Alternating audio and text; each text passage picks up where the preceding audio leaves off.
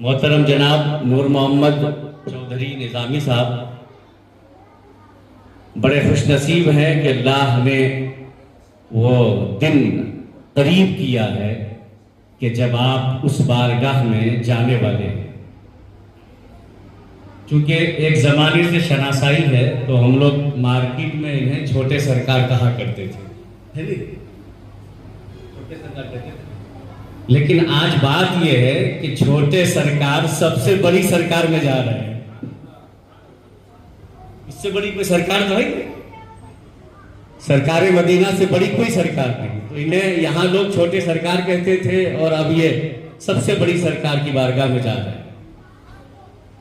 ایک لطف کی بات یہ ہے کہ مدینے کی یاد سب کو آتی ہے، جو دیکھ کر آ چکا ہے انہیں بھی یاد آتی ہے، اور جس نے ابھی تک نہیں دیکھا ہے انہیں بھی یاد آتی ہے۔ اللہ تعالیٰ ان سب کو مدینے کا دیدار نصیب فرمائے جنہوں نے ابھی تک دیکھا نہیں۔ تو جو لوگ دیکھ کے آ چکے ہیں ان کو یاد آتی ہے، اور جنہوں نے ابھی تک نہیں دیکھا ہے انہیں بھی یاد آتی ہے، لیکن بڑا فرق ہے دونوں کی جو کیفیت ہے، دیکھ کے آنے کے بعد کی جو کیفیت ہے وہ ہمارے حاجی صاحب سے پوچھیں، انشاءاللہ بتائیں گے۔ مولانا جمال اختر خان نظامی سے پوچھیں، ابھی تازہ عمرہ اسی سال کا ہے۔ مولانا قاسم رضا صاحب ہے، اس فقیر نے بھی 2 بار زیارت کی ہے۔ تو دیکھ کے آنے کے بعد جب مدینے کی یاد آتی ہے تو اس کی کیفیت الگ ہوتی ہے، حالت الگ ہوتی ہے۔ لیکن دیکھنے کے پہلے جب مدینے کی یاد آتی ہے بن دیکھے، اس کی جو کیفیت ہوتی ہے، حالت ہوتی ہے، الگ ہوتی ہے۔ ان دونوں کیفیتوں کو آپ ملاحظہ کریں اور میری گفتگو ختم کریں۔ ایک حالت ہے دیکھنے کے بعد کہ مدینے کی یاد آتی ہے، دیکھنے کے بعد تو کیا حالت ہوتی ہے۔ اگر اس کو سمجھنا ہو تو 2 مصرے میں سمجھیں اور صوبہ گجرات کے اس عظیم بزرگ کی بارگاہ میں چلیں جنہیں دنیا حضور شاہ عالم احمد آباد رحمت اللہ تعالیٰ علیہ کے نام سے یاد کرتی ہے۔ حضور شاہ عالم فرماتے ہیں کہ جب مدینہ دیکھ لو اور دیکھ کر کے آ جاؤ تو دیکھنے کے بعد جب مدینے کی یاد آتی ہے تو وہ کہتے ہیں کہ مدینے کی جو یاد آتی ہے تو اس کی جو حالت ہے، کیفیت ہے، وہ الگ ہے، اور وہ یہ ہے، ایک شعر میں فرماتے ہیں کہ یاد جب مجھ کو مدینے کی فضا آتی ہے، یاد جب مجھ کو مدینے کی فضا آتی ہے، سانس لیتا ہوں تو جنت کی ہوا آتی ہے۔ یہ دیکھنے کے بعد کی کیفیت ہے۔ یاد جب مجھ کو مدینے کی فضا آتی ہے، سانس لیتا ہوں تو جنت کی ہوا آتی ہے۔ اور دیکھنے کی پہلے کی جو کیفیت ہے، مدینہ دیکھا نہیں ہے، حالت کیا ہے؟ اگر یہ حالت جاننا ہو تو آؤ بریلی شریف آ جاؤ۔ اعلیٰ حضرت امام احمد رضا فرماتے ہیں کہ مدینہ دیکھنے کی پہلے کی حالت یہ ہے کہ جان و دل ہوش و خرد سب تو مدینے پہنچے، جان و دل ہوش و خرد سب تو مدینے پہنچے، تم نہیں چلتے رضا سارا تو سامان گیا، تم نہیں چلتے رضا سارا تو سامان گیا۔ تو یہ 2 کیفیتیں میں نے بیان کی۔ اب یہ عمرہ کے لیے تشریف لے جا رہے ہیں ہمارے محترم نور محمد چودھری صاحب۔ گزارش ہے کہ آپ سب کے لیے ضرور دعا کریں، اس لیے کہ وہ مقدس بارگاہ ہے کہ جہاں پہ کچھ ایسے مقامات ہیں کہ جن کے بارے میں مکمل یقینی طور پر احادیث میں ذکر ہے کہ اگر اس مقام پر کھڑے ہو کر کے دعا مانگی جائے تو اللہ تعالیٰ اس دعا کو قبول فرماتا ہے۔ تو جب ان مقامات کی حاضری ہو تو ان مقامات پر آپ سب کے لیے ضرور دعا کریں، ایک بات۔ دوسری بات یہ ہے کہ شاید پہلا سفر ہے تو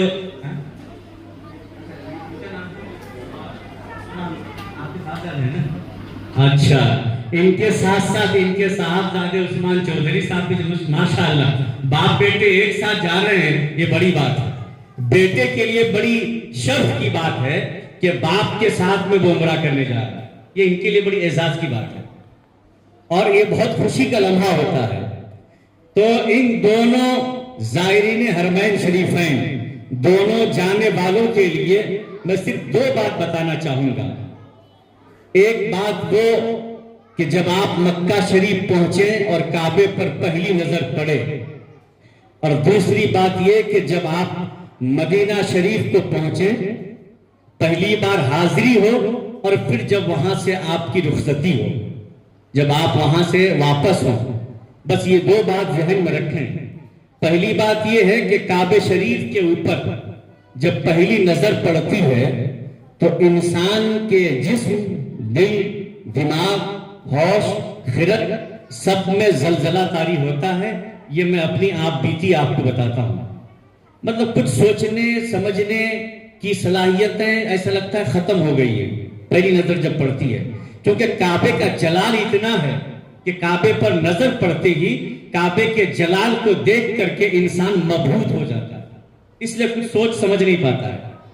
اور جبکہ بزرگوں نے فرمایا ہے کہ کعبے پر پہلی نظر پڑتے ہی جو دعا مانگی جائے اللہ اس دعا کو قبول فرماتا ہے، لیکن انسان بھول جاتا ہے، مبہوت ہو جاتا ہے۔ پہلی نظر کعبے کا جلال، پہلی نظر انسان مبہوت ہو جاتا ہے، دعا مانگنا بھول جاتا ہے، کچھ رب کی بارگاہ میں عرض کرنا بھول جاتا ہے، اور پھر اگر مانگنا یاد بھی آئے تو یہ سوچنے سمجھنے میں وقت نکل جاتا ہے کیا مانگوں کیا مانگوں۔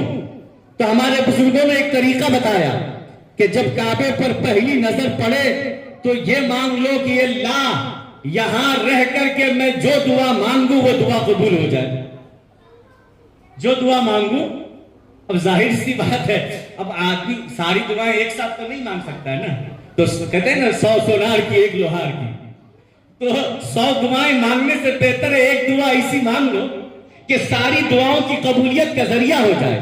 بزرگان دین فرماتے ہیں کعبے پر پہلی نظر پڑتے ہی جب یہ دعا مانگو گے کہ اللہ اس زمین پر رہ کر کے میں جو دعا مانگوں وہ تیری بارگاہ میں قبول ہو جائے، تو اب تم اس مقام پر رہ کر کے مطاف میں ہو، دعا مانگو گے قبول ہوگی، زمزم پی رہے ہو دعا مانگو گے قبول ہوگی، حجر اسود چوم رہے ہوگے دعا مانگو گے قبول ہوگی، حرم میں ہوگے دعا مانگو گے قبول ہوگی، محراب کے نیچے ہوگے دعا مانگو گے قبول ہوگی، مینار کے نیچے ہوگے دعا مانگو گے قبول ہوگی، حتیم کعبہ کے اندر ہوگے دعا مانگو گے قبول ہوگی، میزاب رحمت کے نیچے رہو گے دعا مانگو گے قبول ہوتی رہے گی۔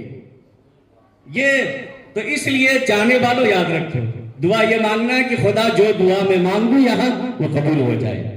یہ تو ہو گئی مکے کی بات۔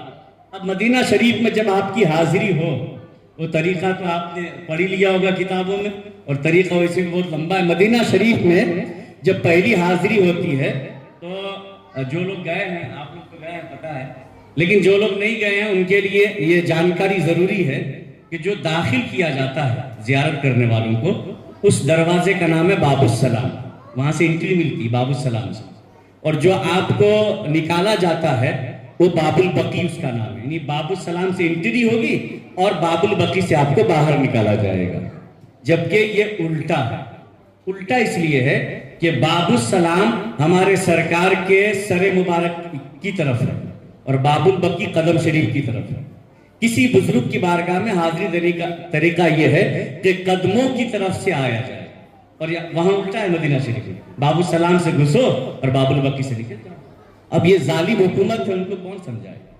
اس لیے ہمارے بزرگوں نے فرمایا کہ جب پہلی بار مدینہ شریف میں حاضری ہو تو سب سے پہلے باب البقی میں چلے جاؤ، باب البقی کے سامنے، یعنی جنت البقی جو قبرستان ہے ادھر کا دروازہ ہے باب البقی، اس دروازے کے سامنے جا کر کے وہاں سرکار کی بارگاہ میں سلام عرض کرو، اور سلام کے بعد کہو کہ یا رسول اللہ صلی اللہ علیہ وسلم میں آپ کی بارگاہ میں حاضری کی اجازت چاہتا ہوں، حاضری کی سلام کر کے اجازت لے لیں، پھر آپ باب السلام سے آ کے داخل ہو جائیں۔ یہ بزرگوں کا طریقہ ہے، کیونکہ الحمدللہ سنی جنتی مسلمان جو ہے وہ ادب والا ہوتا ہے، جو ڈائریکٹ باب السلام سے گھس جاتا ہے یہ بے ادبی ہے سرکار کی بارگاہ میں۔ ادب یہ ہے کہ قدموں کی طرف کھڑے ہو کے اجازت لے لو، سلام پیش کر لو اور پھر سرہانے کی طرف سے داخل ہو جاؤ، یہ یاد رکھنا ضرور۔ اور دوسری بات، جب مدینہ شریف سے آپ رخصت ہونے لگیں جب وہاں سے آپ روانہ ہونے لگے تو رخصت ہونے کے پہلے کچھ صدقہ کیا جائے. کیا کیا جائے؟ صدقہ. اور صدقہ بھی کسی صحیح ضرورت مند کو دیجیے. اچھا یہ تو بزرگوں نے فرمایا ہے، لیکن ایک بزرگ نے لکھا ہے کہ صدقہ کیوں؟ مکے سے اگر آپ روانہ ہو رہے ہیں تو صدقہ نہیں ہے، وہاں پہ صدقہ نہیں ہے. لیکن مدینہ شریف سے اگر روانہ ہو رہے ہیں، واپس ہو رہے ہیں، تو وہاں صدقہ ہے. فرماتے ہیں بزرگان دین کہ مدینہ شریف سے روانہ ہونے کے پہلے اگر تم نے صدقہ کر دیا اور اگر وہ صدقہ خدا کی بارگاہ میں قبول ہو گیا تو مصطفیٰ کی بارگاہ میں بار بار حاضری نصیب ہو جائے گی، اگر وہ صدقہ قبول ہو گیا. اس لیے ہمارے علماء کرام، ہم نے خود بھی اس پر عمل کیا، میں نے خود عمل کیا ہے کہ جب 2 بار ہماری حاضری ہوئی، دونوں بار، اور ایک بار تو ایسا ہوا کہ جب صبح نکلنا تھا تو فجر بعد سے مانگنے والے کو تلاش کر رہے تھے، کوئی ملا ہی نہیں، کوئی فقیر ہی نہیں ملا، کس کو دیں، پریشان تھے. اور جب گھنٹوں تک تلاش کرنے کے بعد کوئی نہ ملا تو پھر سرکار کی بارگاہ میں حاضر ہوئے اور دعا مانگی کہ سرکار کوئی مانگنے والا نہیں مل رہا ہے، کوئی سائل تو ملے جسے صدقہ کیا جائے. ابھی دعا مانگ کے باب البقی سے تھوڑا پیچھے ہٹے تھے کہ سامنے سے ایک حبشی مانگنے والا آیا، سامنے دکھ گیا. قبولیت کے درجے کی انتہا ہے. ابھی دعا مانگ کے پلٹے تھے کہ مانگنے والا سامنے کھڑا ہے اور صدقہ کر دیا گیا. تو بس یہ 2-3 باتیں تھیں جو چونکہ وقت نہیں ہے کہ تفصیل کی طرف جایا جائے. رب العالمین کی بارگاہ میں دعا ہے کہ سب لوگوں کو مکہ مکرمہ اور مدینہ منورہ کی بار بار حاضری نصیب فرمائے، اور خاص کر کے ہمارے نور محمد بھائی چودھری اور ان کے صاحبزادے عثمان چودھری جو جا رہے ہیں عمرہ کے لیے، اللہ تعالیٰ یہ سفر ان کے لیے مبارک فرمائے. استغفر اللہ ربی من کل ذنب واتوب الیہ وما علینا الا البلاغ المبین. السلام علیکم ورحمۃ اللہ وبرکاتہ.